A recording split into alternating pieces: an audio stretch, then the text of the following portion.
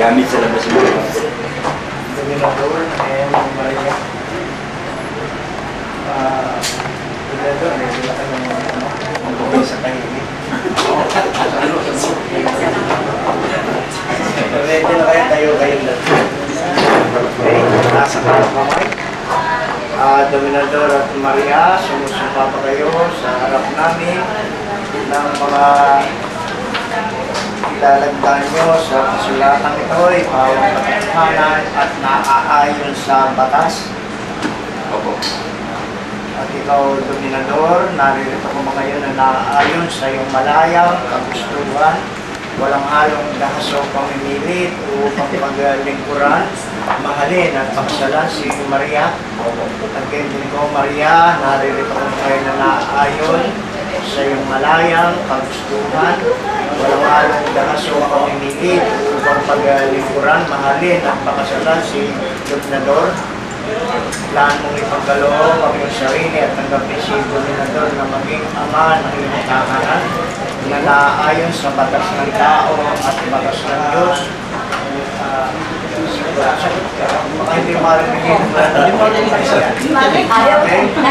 Ay, sumagot. Ngayon din ikaw, Dominador, lahat mong ipagkaloob ang iyong sarili at tanggapin si Maria na maging ina ng iyong tahanan na naaayon sa batas ng tao at batas ng Diyos. Opo. At sumusumpa pa kayo sa harap ko at siya narito ang mga saksi ninyo o nakita ko ng magulang ninyo na magsasama kayo ng tapat, magmamahalan at tanging kamatayan lamang ang makapaghihiwalay sa inyo. Opo. Okay, babanayin ko mamaya at magpunta kayo. At kayo ba, Dominador, ikaw ba ay tinata? Opo. Tinata talaga. Akala ko balo. Isang balo. Ganda po yan. Ito, bala. Bakit nangyayari? Kabaliktad ah. Sa bagay, nasa kainitan pa lang ito eh.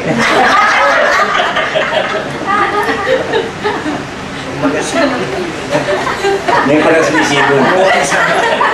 Isa pa lang. Oo, may pala sumisibol.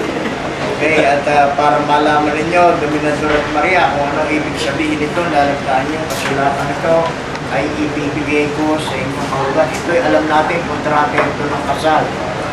Subalit, ano ba ibig sabihin ng kasal? At bago ko ibigay sa iyo kahugat ng kasal, ikaw ba, Dominador, ay talagang kailangan ng asawa? Opo, nakutunaw. Siya pa pala nakutunaw. Okay.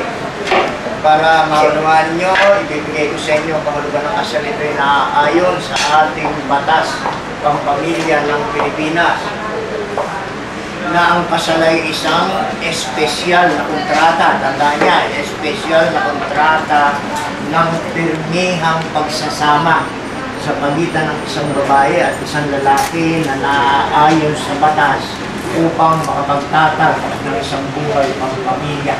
Yan ang ibig sabihin ito, lalagtaan yung kasulatan ito. At siya ayon din sa ating simbahang Katoliko, pagkat pareho kayong Katoliko, ang kasal ay isang banal na sakramento ng matrimonyo na dapat tanggapin at igalang ang bawat mag-asawa. So kung pakakaisipin nyo, Dominador at Maria, ang kasal ay napakahalaga nito sa buhay ng isang mag-asawa, sapagkat ito ang pundasyon para makapagtatag kayo ng isang pamilya. Ito rin ang magiging pundasyon ng inyong magiging mga anak para sa kanilang pinabukasan. So kung ang magiging nyo ay isang panghabang buhay na pagsasama bilang sulusunin ng mag-asawa, tandaan nyo magbuhat ngayon, kasal na kayo sa isa't isa, at sana igalang ninyo ito at pagyamanin, sapagkat ito ay napakahalaga sa buhay ng isang mag-asawa. Kung wala ito, hindi kayo matuturing na tunay na mag-asawa. At bilang isang mag-asawa, meron kayong 5 mahalagang obligasyon na dapat nyo sundin. Una sa lahat, magsasama kayo sa isang tahanan. Yan, importante yan. Pangalawa, yung obligasyon ng pagmamahal. Kaya kayo nandito dahil sa pagmamahal nyo sa isa't isa. Kaya nangyari ito sa araw ito.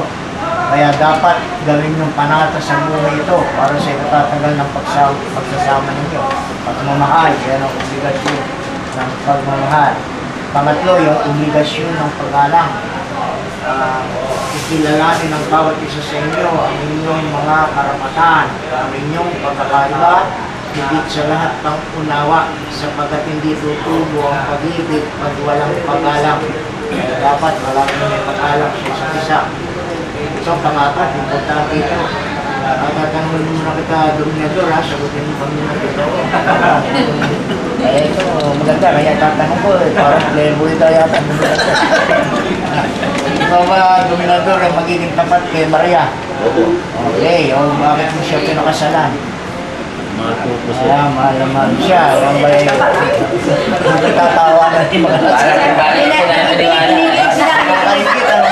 Nakakaingit pakinggan, no? Ay, yung bang sinabi, talaga sinusumpa mo sa kanya. Oo, Okay, ikaw ba ay naniniwala na ang tukso ay masyadong makapangyarihan? Si Adan nga, natukso ng ahas. Ikaw, tao ka lamang, marupok. Eh, halimbawa kaya ang tukso sa'yo kasi sexy ni Katrina Halili. Hindi, ko na tatalikod ako nun. Pag-arap. Talagang mahal mo si Maria. Oo. Wala. Dapat lamang, Dominador, sapagkat kasal ka na kay Maria, sapagkat alam mo, pag nagtaksil ka kay Maria, meron kang kahihinat na. Patay ka.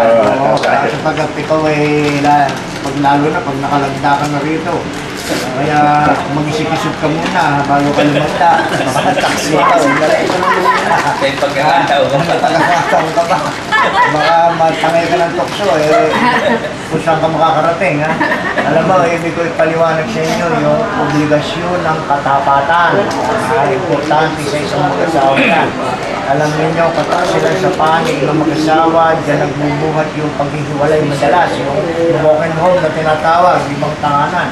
At alam mo ba, Maria, kung ano ikakasin sa kanya pag siya nagtaksin sa iyo? Kaya mo alam. Ang kaso ng lalaki nagtataksin sa asawa, concubinage ang tawag yan. Hindi kami naman. Pag yung babae naman, adulter yan. Yung hindi kami sinasabi, doble kasal yun. Lalong Double naman na yun. Okay? At alam ba ninyo, parusa dyan, 6 na taong pagkabilanggo, mawawalan pa ng visa ito, gandaan yung kasulatan ito, na naisip man yung mangyari yan, dahil sa kataksilan. So, para maiwasan yan, manatili kayong tapat sa isa't isa. Yan ang obligasyon ng katapatan. Pangulit panlima, yung pagtutulungan at suporta. Kung halimbawa may sakit ang isa sa inyo, kung sino ang malakas ang mag-aalaga, yan yung pagtulong. Kung ang isa sa inyo may suliranin, kung sino ang walang suliranin ang sakahanap ng solusyon, sa suliranin, ang may suliranin, ang tawag dyan, suporta. Yan ang 5 obligasyon na dapat sundin ng isang mag-asawa para sa panghabang buhay ng pagsasama.